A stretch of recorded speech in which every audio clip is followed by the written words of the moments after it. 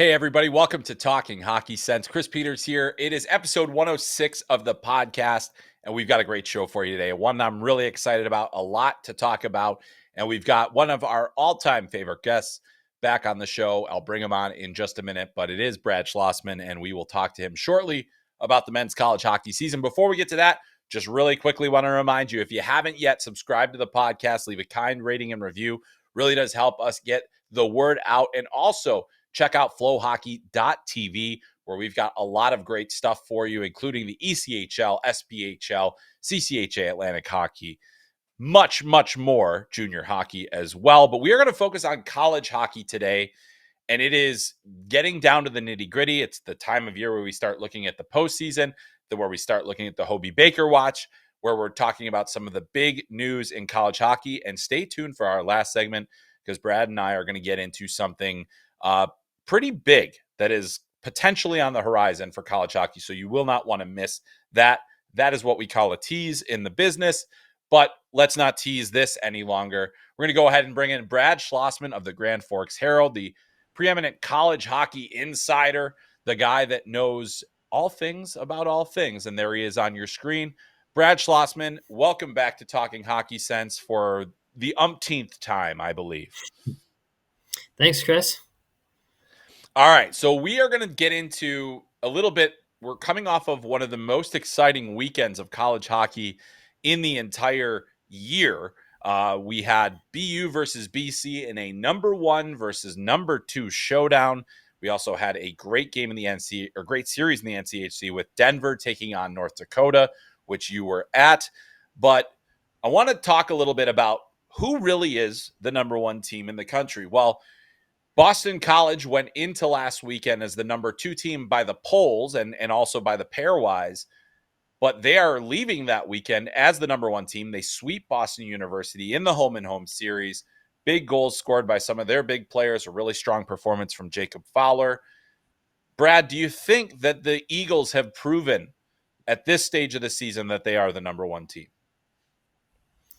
I think it depends on what week it is. I think it is a rotation. Yeah, no We're not going to even need to say what week we're recording this, because this week is Boston College week. It feels like there's just been a rotation of teams that have grabbed the top spot, and that's kind of the way I thought it might be at the start of the year. When I went through my preseason rankings and tried to peg who is going to be the top team, one thing I noticed is every single team had question marks. There wasn't one team where you looked at it and said, no, they're pretty complete. Some teams have answered those question marks and moved up, but I still, when I look at it and I see number 1 to number 10, I just don't see a lot of difference this year. And so BC right now, I voted them number 1 in the poll this week. I think they deserve that. That being said, am I going to guarantee that they're going to be there every week the rest of the year? No, that just things have ebbed and flowed this year. Yeah, absolutely, it has. And just to kind of give a quick rundown of what the pairwise looks like at the moment, the top 10, you've got North Dakota at number 2, Boston University at number 3, Maine has moved up to number 4, Wisconsin at number 5, Denver at 6, Michigan State at 7, Quinnipiac at 8, Minnesota at 9, and Providence at 10. And really, once you kind of start getting down into that 7, 8, 9, 10 range, and you look at the records for those teams, and with the exception of Quinnipiac, which has really only had a recent stumble as opposed to the way they played for most of the year, Minnesota being 9 and kind of, they've had a lot of splits this season. They've had very few weekends where they've swept. You've got a Providence team that has had some pretty ugly losses on their record so far, yet they're still there. And it speaks to what you were talking about. It seems like every week there's a new flavor of the week. There's a new team. Yeah. One team that is pushing and is trending in the right direction is North Dakota, the team that you cover on a regular basis, a team that I don't necessarily think, when I was looking at how the season was going to go, that I expected them to be in this range. But here they are. They sweep Denver. And Denver's got some ridiculous numbers that we're going to get into a little bit later, averaging 5 goals a game. But North Dakota picks up a huge sweep big for conference play, big for the pairwise, big for everything. I mean, so as we look at the NCHC, which has typically been one of the more complete and competitive conferences, I mean, what did we learn from that series that you were able to watch so closely? Well, when I talked about big question marks entering the season for North Dakota, they have 8 new defensemen. They didn't return a single defenseman on their team this year. Their top 2 goalies are gone. So it'd be hard to sit there and peg them as the number 1 team preseason just because we just had no idea what they were, what they had. And, all of a sudden, the defensemen seem to be playing pretty well. And you mentioned Denver's scoring, the highest scoring team in college hockey in the last 20 years, averaged 4.54 goals a game. Denver came into last weekend averaging 5.25. So they were scoring at incredible rates. They had not been held under 3 goals in a single game this season, and North Dakota did it on back-to-back nights. So they're one of those teams that have answered their question marks. They've been good defensively. They've gotten good goaltending. And I think we all always kind of knew that they had some scoring up front. But obviously they've answered questions on the back end, and they have now gone 19 consecutive games without losing in regulation. And so to be able to put a stretch like that together in college hockey, which is so competitive these days, you're doing a lot of things really well on a consistent basis.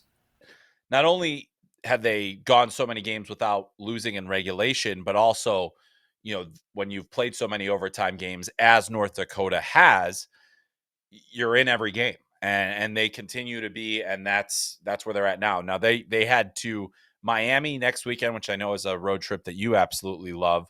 But on top of that, they've got a pretty favorable finish the season. Not to say that Colorado College, Minnesota Duluth, Western Michigan, or Omaha, there's really no such thing as a pushover at this point. But it feels like North Dakota has gone through the toughest part of their schedule. Now they also still have the NCHC tournament on the horizon as well, but very fascinating nonetheless to see how they have performed so far.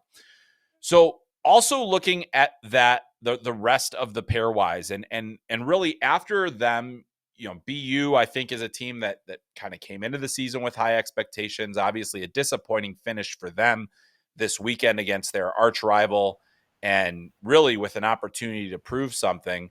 And, just couldn't close out either of those games, kind of fell apart, in later situations there. But I think that what we're seeing with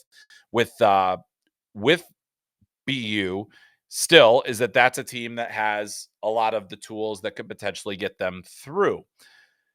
But, you look beyond that, and the fact that you've got another Hockey East team, and really Maine has been one of the stories of the season. Both you and I thought coming into the year that having the Nadeau brothers on the team was going to be a transformative for this program, and it has been. But I don't think that I know I didn't think that Maine was going to necessarily be a top 5 team at this stage in the season. They're 16-4-2, 8-3-1 in Hockey East. They are coming off of an idle weekend, but did sweep UMass Lowell in their most recent, and then they head to Northeastern. But teams like Maine, like Michigan State, teams that have once proud programs that have fallen on harder times, have really made a push. I mean, so it is nice to see they're not fresh faces in the grand scheme of things, but in the last decade, they certainly are, or 2 decades, they certainly are, to see them at this stage. So, I mean, just your thoughts in general on teams like Maine and Michigan State that have really kind of pushed themselves to the forefront here. Yeah, it feels like sports can be cyclical sometimes, and they're coming back. There's several programs that have made big returns to the scene. Maine is one of them.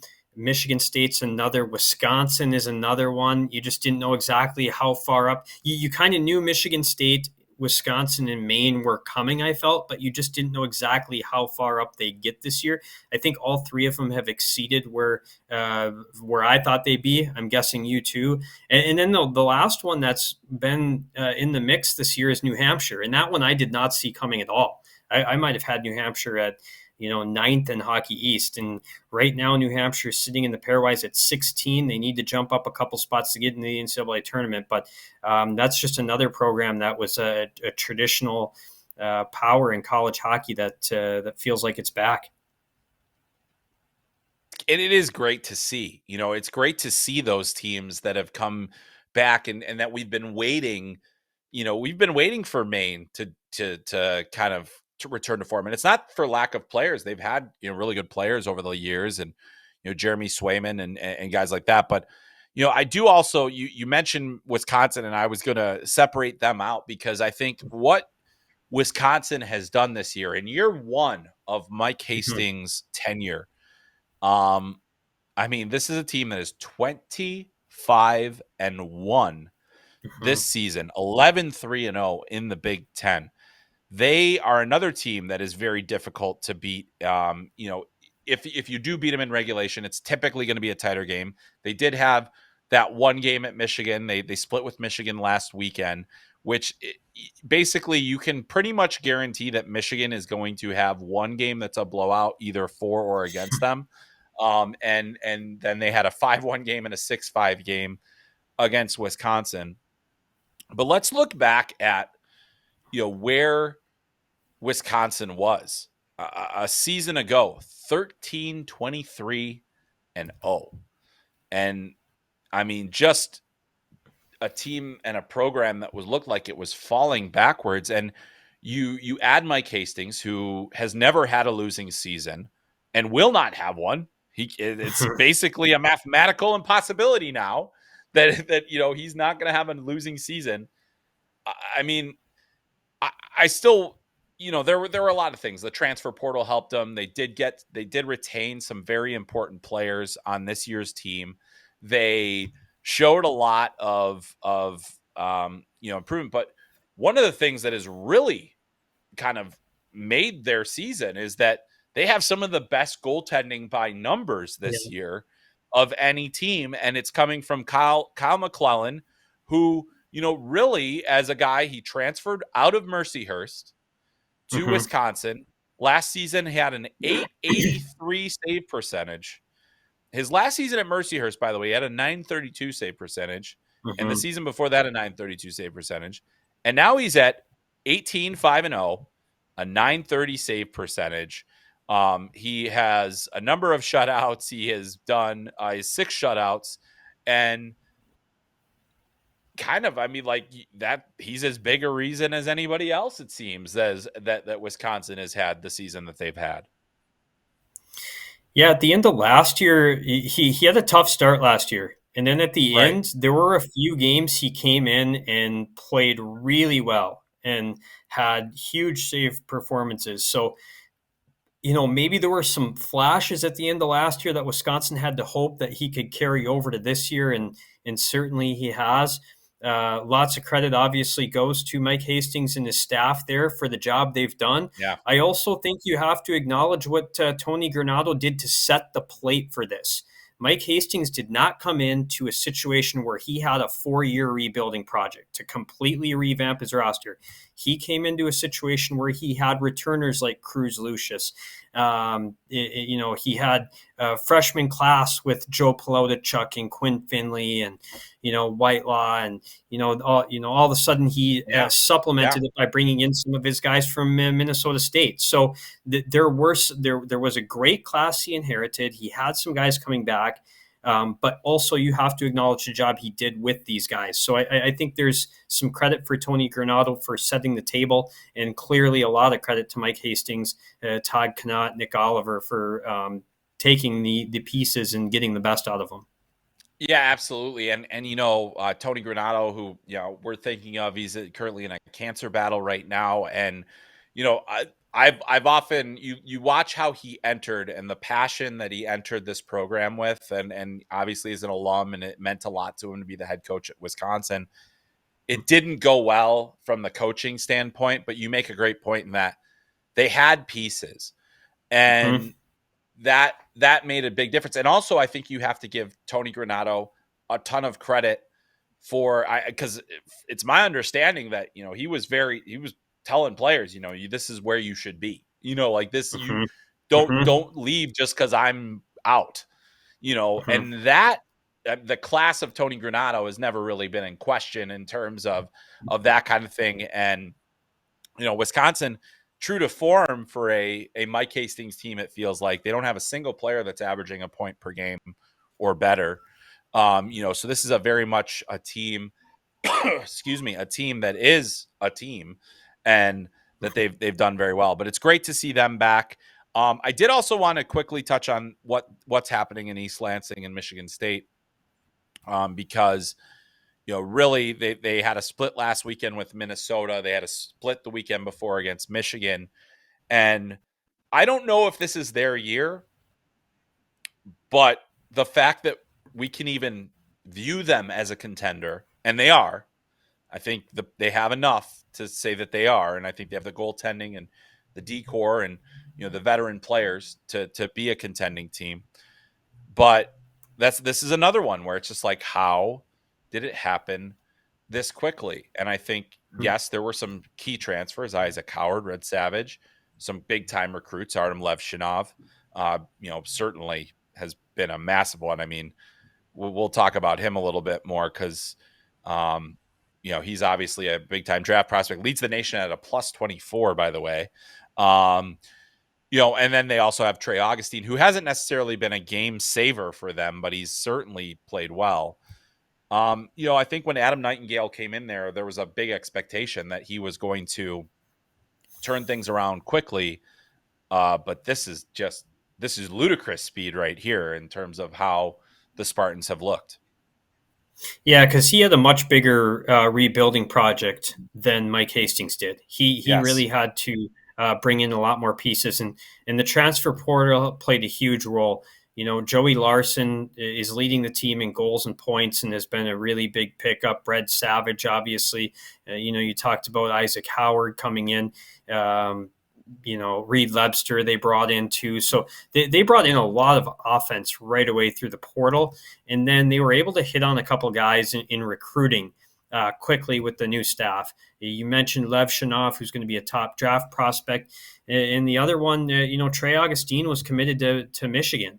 And it almost felt like his switch to Michigan State was the start of the momentum for the Spartans. Yeah. When he decided to head to East Lansing, it felt like that was the first time you said, wow, Michigan State got a guy from Michigan. That hasn't happened a lot in the last 10 years. And Yeah. now all of a sudden, all those other pieces followed, and here they are. Yeah, and it's been pretty impressive, and just we you and I have had this discussion as well about Levshinov and what he's done, and I would say that we both saw Owen Power come in and become a number one pick based on the season that he had. That Levshinov's freshman season versus Owen Power's freshman season is objectively better, and is Yeah. objectively much better Mm-hmm. on a number of fronts. And that's that. The other thing is too, as you look at the supporting cast around Power at the time, Beniers and Bordelot and all those guys that were there at the same time, and now you've got this situation with Levshinov, who does have a good supporting cast as well. But I mean, he is a play driving defenseman on a contending team. Pretty remarkable to watch what he's done. But moving on, because as much as I love talking about the Resurgent teams, one of the things that we've talked a lot about on this podcast, and anytime you've been on, is college hockey expansion. And we've seen teams, Augustana just opened a brand new building. I think that they have actually kind of set the standard for, how you, I mean, Penn State probably set the real standard, but they had a lot Yeah. more money to show how to do it. But Augustana, they came in with basically a plan.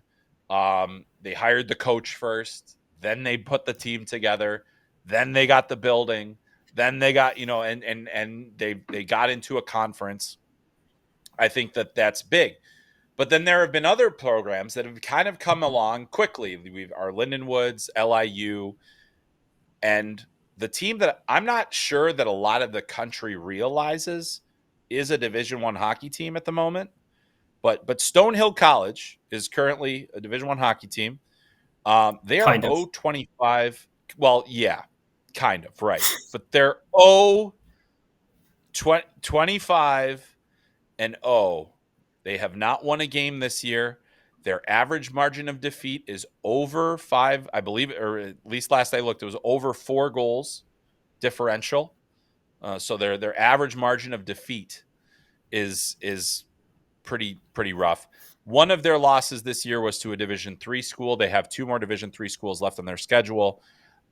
Looking back at the NCAA record books, I believe if you throw away the D3 loss from their overall record, though I think that would technically count as an NCAA loss, is 0-25 and 0, which would basically match the worst losing streak in the modern era of college hockey in a single season.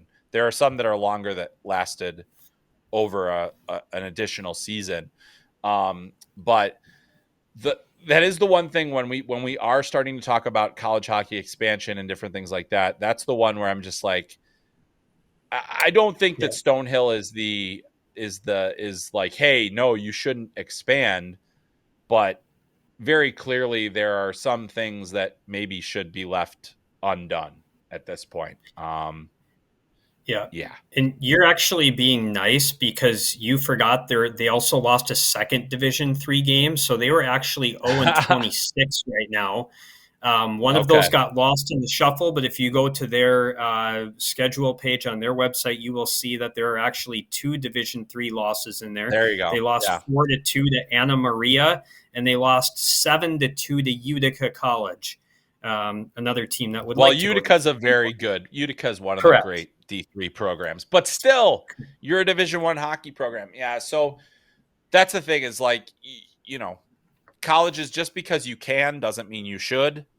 And I feel like this is certainly one of those cases where that's that. But I mean, I am a sucker for historic ineptitude. It's not, I don't like making fun of them. It's just like, how does this happen? I once wrote a long story when I was at ESPN about a 1-46 pro hockey team that was, basically the worst pro hockey team in the history of pro hockey. But really, like Stonehill, like legitimately has a chance to be the worst Division I hockey team in the history of men's college hockey. It's on pace for that right now. Yeah, the problems actually started like a year earlier. They were a D1 team, but they didn't schedule like any D1 games. And, the NCAA committee had to come back and say, actually, these don't count for the pairwise anymore. Like they don't, they had played, I want to say like LIU or maybe London. They just had they didn't even have a D1 schedule when they were supposedly D1. And I realize it is really, really hard to start a program. And there are a lot of challenges to go through. But I think you make a very good point that there are different ways to set your program up for success and to, set it up for failure. And, I feel that, administration wise, the Stonehill, the people at Stonehill set up the men's hockey program for failure. And the people at Augustana set their program up for success. And Augustana's athletic director spent a long time at North Dakota, Josh Morton. He's a former North Dakota quarterback of the football team. So he probably had a really good idea of the different things it takes in the college hockey world and just did a tremendous job. He, got the building, which is really difficult, got a really accomplished head coach. And obviously the Vikings are doing a great job. Yeah. And so, and they've been in way more games than I think anybody anticipated them to be in this year, and have had some big wins, and just had their, just opened their new building. You were able to see that on FloHockey. So watch more games from their new Midco arena, and I think that'll be important. But we spent a little bit more time on that stuff. I did want to talk a bit about the Hobey Baker race, because to me it is fascinating. And Brad, I want to kick this off. I want to turn it over to you because obviously, I've been off. I've been doing the World Juniors, different things like that. You've been right in the thick of it. You've been on it. And I would love to know, because I think there's a ton of candidates, but I would love to know who is your Hobie Baker front runner right now. I cannot wait to hear. I told him not to tell me until the show. I want Yeah. my honest reaction here. Yeah. So I've, probably my mind has changed recently. And I think at this point in the season, the front runner is Rutger McGroarty. Whoa. A little bit off the map. Okay. Uh, Okay. I am looking at a few things. Number one, McGroarty was injured for a little bit, so his He totals are was. a little bit lower. But if you look at points per game, he is the clear front runner in the country. Yep. The second thing I go to look at, they've played some bad teams. They've played Stonehill. They might have played Lindenwood, I think. And so my other Yep. question was, is he just racking up points against Stonehill? Because if he is, not interested. He did have points against them, but that has not been the case. They just played Michigan State, and I believe he had an 8-point weekend against Michigan State. If you look at some of the other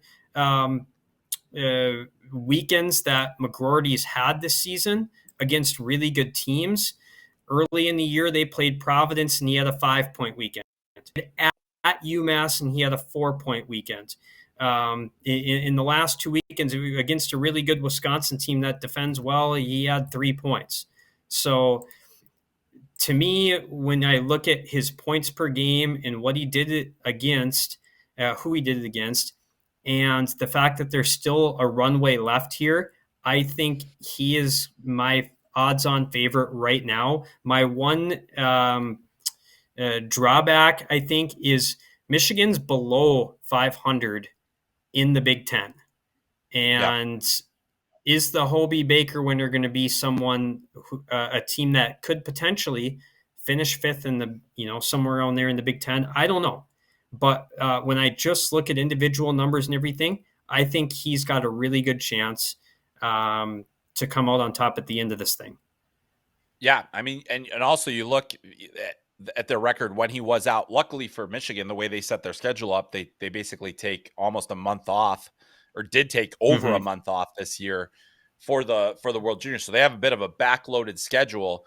But McGroarty in some of those, like the game right after he got injured, I believe, they went on to lose, tied at St. Cloud, lost to Notre Dame, split with Notre Dame that time. And then he was able to come back. But the other thing about McGroarty that is interesting to me, is that he's played 5 fewer games than his next closest teammate, yet still leads the team in scoring. And with 34 points, and as you mentioned, the nation's scoring leader with 1.79 points per game. So you told me I would be surprised. I am surprised. I thought you were going to go even further off the beaten path, though, because I actually had McGroarty on my list of guys that I wanted to talk to you about guys that should be in there. Now, I also want to talk about a very interesting situation, because we talked about how much Denver has scored this year. They have the 2 leading scorers in the nation, Massimo Rizzo with 42 points, Jack Devine with 40 points, 21 goals leading in the nation. However, you and I have recently had this discussion, and I wanted to bring it to the podcast. They're the 2 leading scorers on their team in the nation. Are they the best Hobey Baker candidates on their own team? And I believe I know how you would go in this one. What say you, Brad Schlossman? Yeah, the freshman defenseman Zeev Buyam is having just an incredible season. And I think he's almost overlooked because of Devine and Rizzo. If he plays on another team and has those numbers, I wonder if he would be getting more publicity. But what he and Lev Shanov are doing as at their ages, I just don't know the last time we've seen that from a college defenseman. I mean, they are just having really prolific years. To me, the really big story from the Hobey Baker is there are a lot of guys on the same teams that are going to be candidates. And usually you kind of parse one or two out. But here's the problem. right now, if things stand the way they are, the leader in points is Massimo Rizzo. You have to have the national scoring leader in the top 10. The leader in Yes. goals is Jack Devine. You have to have the national goal leader in the top 10, especially if they're in the NCHC. Yeah. The leader in D-man scoring is Zeev Buyam. Have to have him in. He's also tied with Seamus Casey. You have to have Seamus Casey in if he's tied for the D-man lead in scoring. Yeah. I just said Rutger McGorty, who's on his team. And then you go and look at BU, and, how do you not have Macklin Celebrini and Lane Hudson both in there? And now all of a Right. sudden we're almost at 10. And now you got Cutter Goche, you've got Will Smith, you've got Gabe Perreault. Which of those three gets on there? Right. Jackson Blake is fifth in scoring. Luke Granger's fourth. We didn't even mention the Nadeaus. And now all of a sudden the other problem is we are very conference heavy. A lot of times Yeah. they like putting in the best players in each conference. So does Sam Morton get in, having a great season for Minnesota State? Does Chris Hedden get in from Air Force? He's Yeah. he's putting up crazy numbers, and he probably will be the MVP in Atlantic hockey. Um, there's going to be some serious omissions this year. We haven't even mentioned a goalie. Right. Right. And you It's could say McClellan belongs in that discussion, like that we yeah, talked about from Wisconsin. I exactly. mean, and it is, yeah. And so, and that's the thing where I truly feel like we don't have a clear cut Hobie front runner. Yeah. We don't have, because I watched the BC series against BU, and I saw a number of players on both teams that look like they belong in the conversation. I think Cutter Gauthier still has a chance to get to the national goal scoring lead away from Jack Devine. He keeps scoring big goals.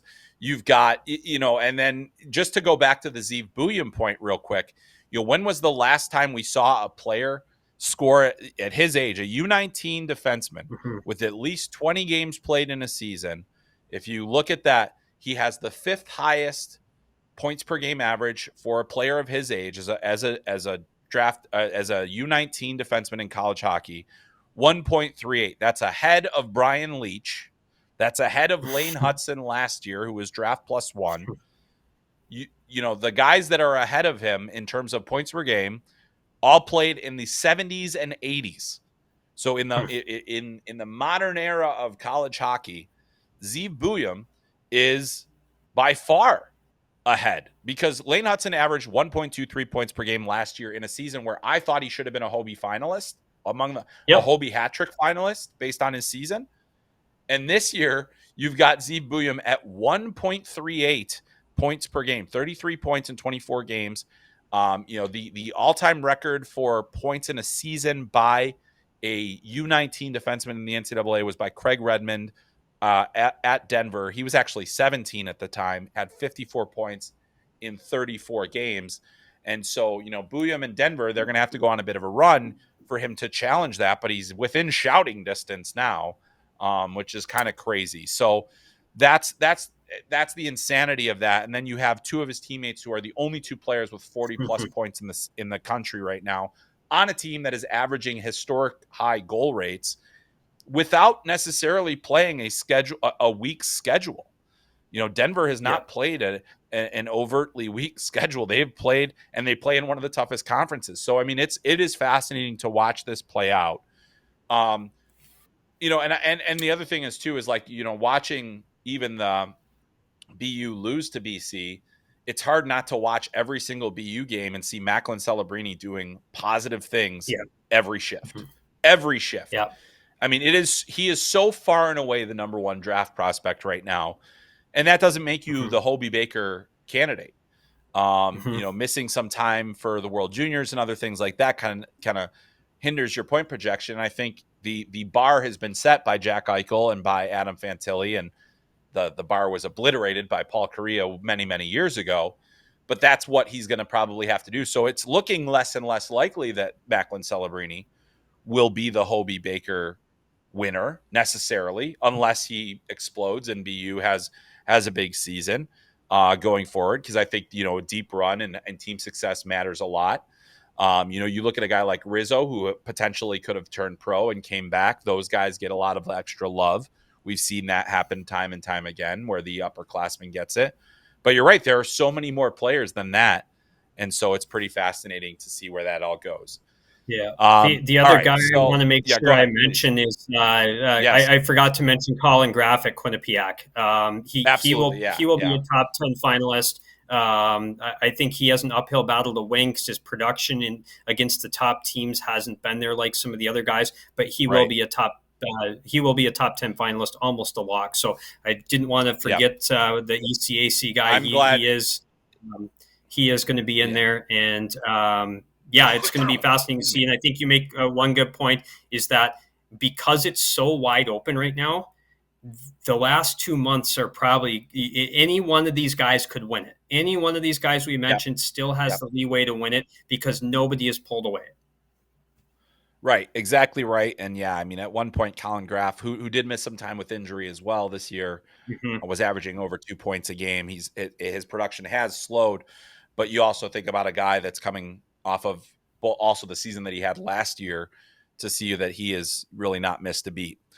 All right, so that's kind of the season to date. But one of the big topics that I wanted to leave till the end, and I know I teased it, but this is big. I mean, this is potentially massive. Now, nothing that we're about to talk about is confirmed, is imminent, is absolutely going to happen. However, it's important to talk about. So, if I know that you've heard this, I have heard this, I've had many people come to me and ask me about this inside the game, and that is the discussions are starting to take place within college hockey, within the NHL, within the CHL about the potential eligibility of CHL players, Canadian Hockey League major junior players being eligible to play NCAA hockey. As of right now, within the rule book, they are not allowed to play in the NCAA. They are not eligible. There's a lot of reasons for that, but one of the primary reasons is that the CHL does have players on professional contracts, which doesn't necessarily mean that the it doesn't necessarily mean that, everybody that's in that league is a professional, but there are enough instances and precedents being set now that, and also we're talking about this in the era of the NIL, of the transfer portal, of all of these new things that have kind of happened in college hockey.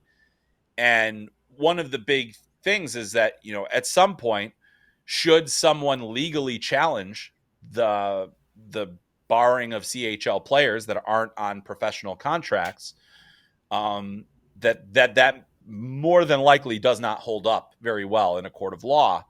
And so this is an interesting dynamic. This has the potential to really alter the ecosystem of not just college hockey, but the entire sport. You think about the fact that there has always been this split. You're either going the NCAA route or you're going the CHL route. Now, what if you have a chance to do both? That's what we're talking about. As I mentioned, this is not imminent.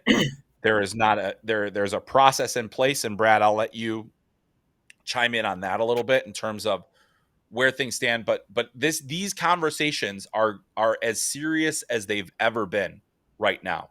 So I just from a procedural standpoint, Brad, before we kind of get into the nuts and bolts of what this could ultimately mean, what are some of the steps that are going to need to happen for this to kind of come to fruition, if it is to come to fruition? And we do both think it probably will at some point. Yeah, that's something that's on my to-do list next week when North Dakota has a bye, is to hammer down the procedure. I do know that if the coaches really wanted this, I think they could get rid of it tomorrow, or essentially Mm. this summer. If the coaches were saying, let's open it up, and it's all unanimous, and they would try to push that through, I think it could happen. The coaches I've talked to are not really in support of it. I do think you make a good point that if someone challenges it, it's going to be very confusing to explain to a judge why a kid who plays in a European league with a bunch of pros but hasn't signed a pro deal he's eligible for college. Why a USHL kid who could potentially play with a pro um, is eligible, but a CHL kid isn't. I think that's going to be an issue. So I don't think right now there's nothing imminent. It is worth watching for sure. And yeah, like you said, if it goes through, it completely changes the development path in the hockey world, I think. Yeah, and also kind of on the procedural side of things too. A few things to point out. The NHL will be involved in these discussions. Um, they can't force the NCAA to do anything, but they are going to have a say in how this ultimately plays out. They will get a lot of input. This also has potential repercussions for not just the CHL, but all of the junior A leagues, the USHL, Mm-hmm. leagues that are outside of, like, the BCHL is currently outside of the Hockey Canada umbrella. The CJHL is within the Hockey Canada umbrella. There are a lot of other things too in terms of how players are transferred between the United States and Canada, Mm-hmm. which is another process that plays out within the junior sphere. You have to be each federation has to approve your transfer to their jurisdiction, essentially. That's not necessarily the case in college hockey because the NCAA operates on its own governance, but at the same time, there are a lot of things that will happen. So the NHL is going to have a say in this. Now, one of the things that Brad and I have been talking about is how let's, as we said, this is not happening yet. But if this is going to happen, Brad, you and I believe, have different views of how Mm-hmm. this will look ultimately and who this will impact positively and negatively. Mm-hmm. But so let's say they open it up. What is your expectation for, what kind of CHL player is coming in? Is it the player that is coming, that is currently choosing U Sports? That's another element that would be impacted by this decision. Canadian U Sports, where most CHL players go after their career is over and they do not have a pro contract or decide not to pursue pro hockey.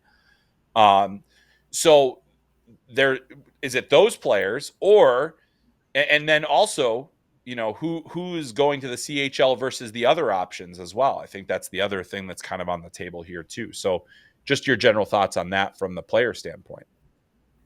Yeah, and I know a lot of coaches will disagree with me because I've had conversations with a lot of these coaches and they disagree with me. I think all those players are coming to college. I think the CHL becomes a little bit of what the USHL is, and it feeds NCAA Division One for the players who want to. There are some players who going to college and academics is just not what they want to do. But I think the majority of these top players, these first round draft picks, are all going to go to college. And I think the reason why is I have several reasons, but developmentally, a lot of these top players will have played junior hockey for 2 years and they are ready for the next challenge. They do not need to be putting up 2 points a game against 16-year-olds. I think a lot of these players are ready for the next thing. They've been there and done that in junior hockey. I think the lifestyle of college versus juniors is completely different. And I don't think a lot of people would choose junior hockey over college when they are presented with that. I think the facilities in college are exceptional for development. I think the fact that you can chip away at an education while you're there is something that will be attractive for families. And you also provide yourself a longer runway. When you look at some of these guys who are even drafted late in the first round, a lot of these guys play through their junior year and then they're ready to go. You kind of work on a different timeline, and it can whatever suits you, you can do. So I just think that it's a better model, not only for development but for lifestyle. And I think a lot of these kids, after doing 2 years of junior, they're going to be ready for the next thing. And I think college offers a really attractive product. And I think the majority of these kids, after they get drafted and after they graduate, are going to say, you know what, I'm going to go play college for 2 years. And, the one thing that, you keep looking at guys like Shane Wright, and he's stuck in no man's land. And the guy Seattle drafted before was Matty Beniers. He went to college for 2 years. Boom, he's in the NHL, wins Rookie of the Year. I think the Seattle Kraken, Shane Wright himself, his family, his advisors would all love if he was a sophomore in college hockey right now. And that's, I guess that's my rant there, and why I think all these guys are going to end up in college. And let me tell you why you're wrong. No, like here's the thing. Like, I think that you make a lot of valid points. I've often viewed as college as that kind of secondary step where it is above junior hockey because you're playing against older competition. The schedule is a little different. It's less of a pro schedule, but it is still a very demanding. Each game is demanding. You're playing against really well coached teams. You're playing against structure. You're playing against more experienced players. So there's certainly developmental benefits to that. What I think, however, is I think that the NHL, the CHL, the NCAA at some point are going to have to get together and figure out exactly how this ecosystem is going to work. And if we are going based on history, I believe that the NHL still will, as they have for many years, protect the competitive integrity of the CHL above trying to aid college athletics. And the reason for that is basically that's what they're already doing. They've done it. You can't go into the AHL until you're 19 years old. Now, that is a league where many of the teams are owned by NHL franchises. They have and I'll tell you what, these young players are often some of the biggest stars that they have, the biggest commodity, the biggest attraction to sell tickets at that level because they're recently drafted. They've been in the news. They've had all that hype around them. All of your NHL fans are going to want to have more interest in your AHL team if those players are there. And yet the NHL still says, we feel it is important for these players to go back to the CHL because if they're there, it helps everybody's development. It's already a very young league. I don't think they're in any rush or interest to make it younger. And so I do think that the other thing that I think that we underestimate is just how much control NHL teams want to have. And they really do love that. That's the big thing. They want, so like the thing is, okay, CHL players would be eligible, but if Shane Wright signed his NHL contract at 18, he's not eligible for college hockey anymore. Mm-hmm. He's not going to retain that eligibility. And those teams are going to say, hey, and Seattle did this. We think Shane Wright might be ready for the NHL, so we want to give him that opportunity. Well, all of a sudden that college option is now off the table forever. And maybe maybe there will be opportunities where teams say, hey, we want you to go to college. We want you to take that time. And that would be interesting. I just don't see it happening as regularly. If the player has a preference, that'll be interesting. I still think the way that this is going to work out, the players are going to continue to have similar preferences. There are a lot of guys that, like Will Smith did not grow up dreaming about playing in the QMJHL. He dreamed about playing it for Boston College. So he's going to go to Boston College. You're not going to lose those kids. I also think this will be a significant, if this goes through, this is probably going to hurt the QMJHL as much as it helps the OHL and the WHL and the amount of American players that they would be able to attract to those leagues. The QMJHL just has a lot of different barriers, language being one of them, to attracting the American talent to those markets. But that's where I feel like NHL teams still they want that control. They have a financial interest in continuing to support the CHL.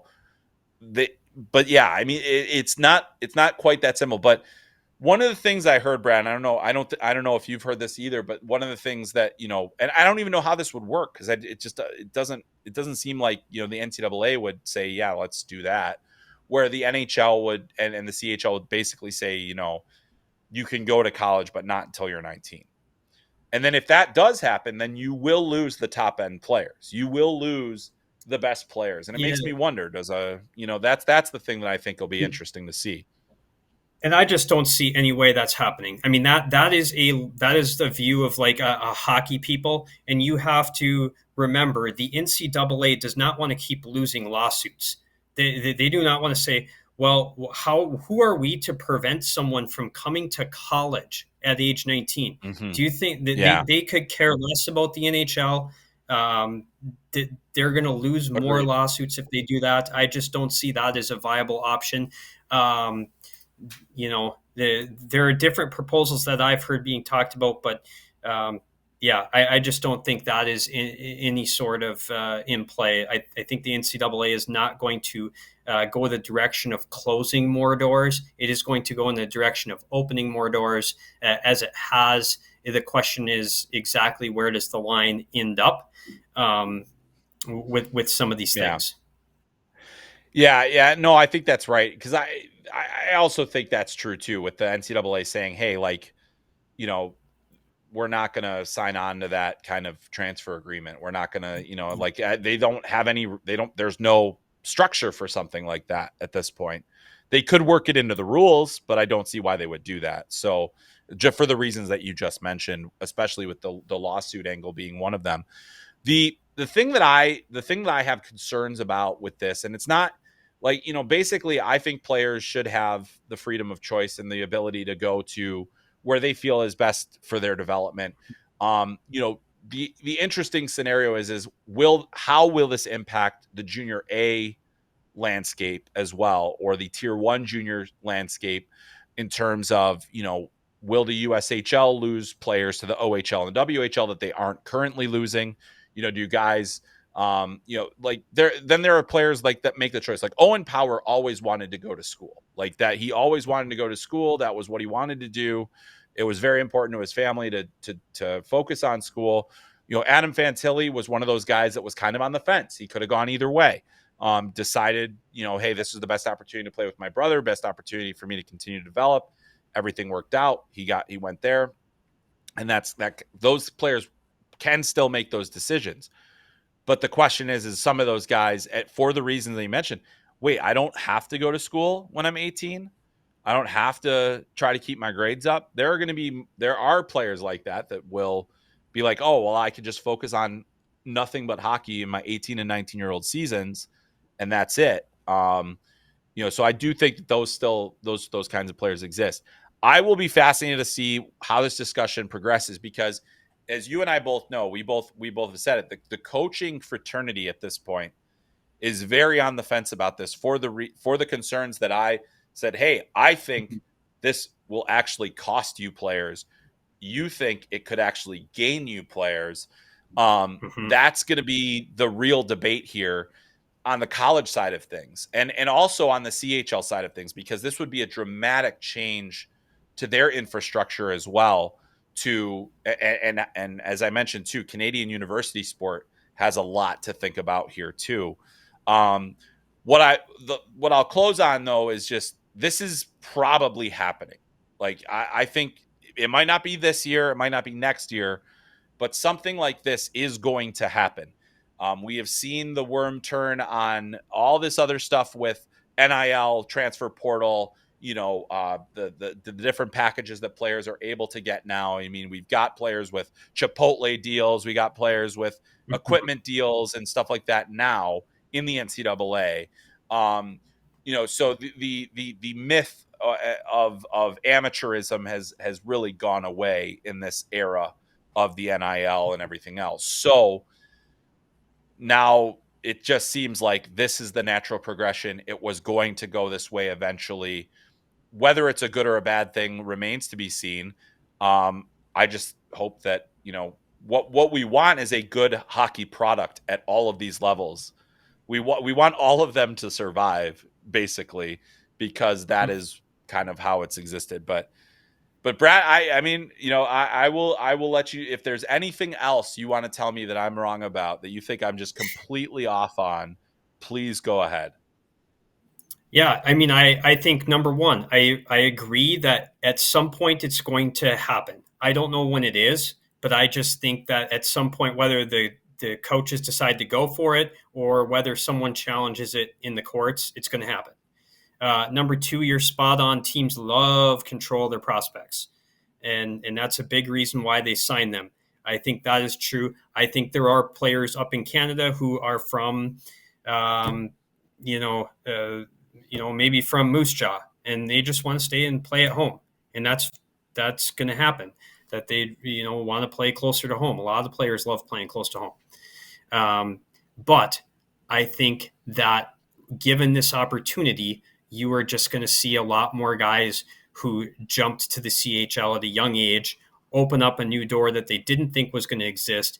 And agents are going to see the advantage of going to college. I think the infrastructure is better, in a lot of different ways. I think hockey, I think life-wise, and I think, the opportunities there are to seek out Alston money, free education, and all these other things that go along with it. I just think it's a better package. And I cover North Dakota here, and I just think of how many players are up in the CHL right now. Could North Dakota bring on a visit and get to commit to come to North Dakota tomorrow? But Yeah. it's a pretty high Yeah. number. It's, yeah. It's, Um, it's, I think you're right. Like, it is fascinating. Like, if this choice exists, how many mhm, players say, I want to see what life is like on the other side? And there's correct. already so much player movement. There's already so much player Mhm, movement right now. And even at the junior A level, we're seeing guys, it's like, okay, well, I'm going to go to the BCHL, or I'm going to go to the USHL, or I'm going to go, to the AJH. yep. Like, we've seen that happen a lot. So, my hope is that whatever comes out of this, it's something that is in the best interest of the players, Mhm, that gives them more developmental opportunities, that doesn't put a lot of fences up. But I think the early stages of this could be very messy, and could be very complicated, and it'll take time. Everything is when change happens, that's usually when the yep. mess comes. But I think the fact that we are having this very serious conversation about the fact that this is, like, we're talking about a transcendent moment in the hockey, in everything beneath the NHL. Excuse me, which is kind of crazy to think about. Well, we've always done it this way, and this is going to bring a dramatic shift to that, however it happens. And I do think there will be winners and losers in this. That's the other thing I do want to say. Like, I do think that there are going to be players, teams, leagues that suffer in the new landscape.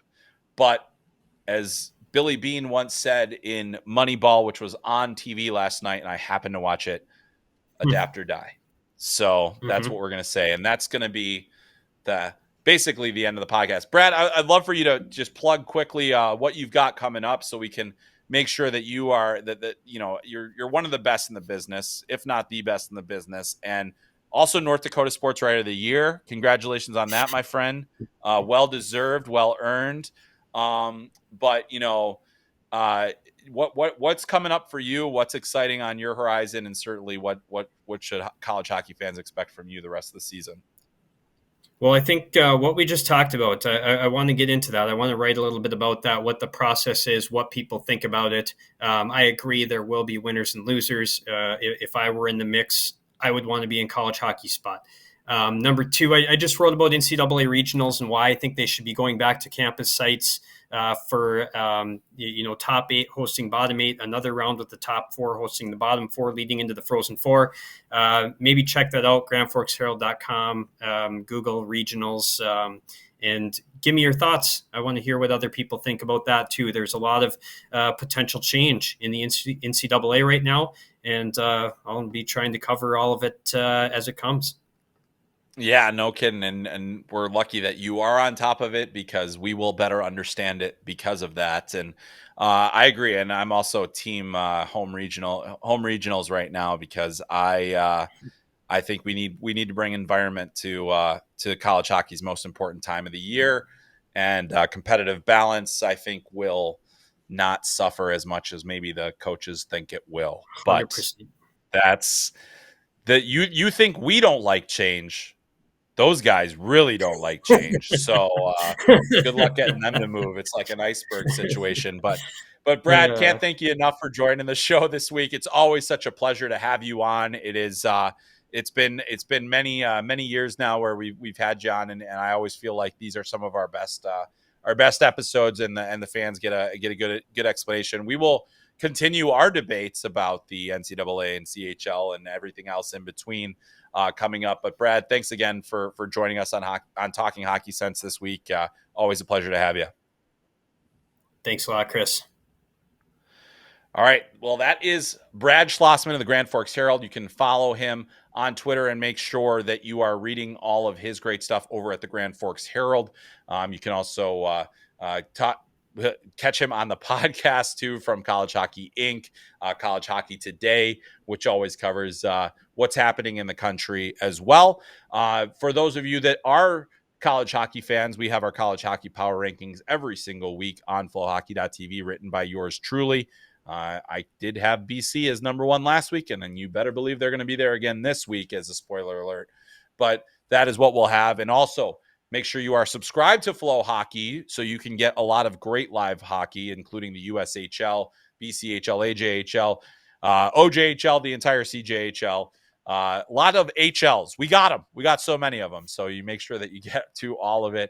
It is that critical time of year when the hockey gets more intense and more exciting. So make sure you do that. Also, as I mentioned at the top of the show, please leave a kind rating and review for this podcast on your audio app of choice. You can also catch us on YouTube and on FloHockey.tv or via the Flow Sports app. Follow us however you want to. Huge thanks to Brad for coming on today. Great to have him. Also, big thanks to Josh for producing today's show, first timer, and we appreciate his efforts as well. And of course, to all of you for watching Talking Hockey Sense or listening to it, however you enjoy it. It's been great to bring this one to you. Hope you guys will come back next time. My name is Chris Peters. This is Talking Hockey Sense. We'll see you soon.